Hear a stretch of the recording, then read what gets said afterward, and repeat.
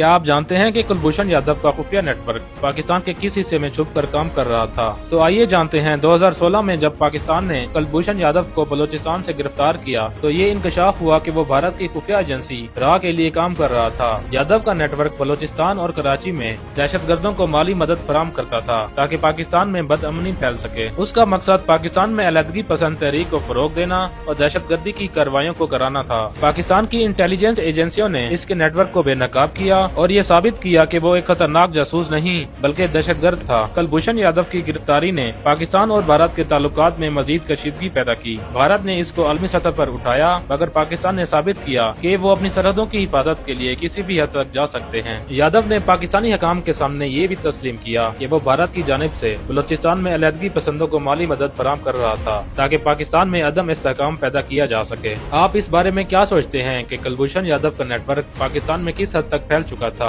अपनी राय कमेंट्स में जरूर बताएं।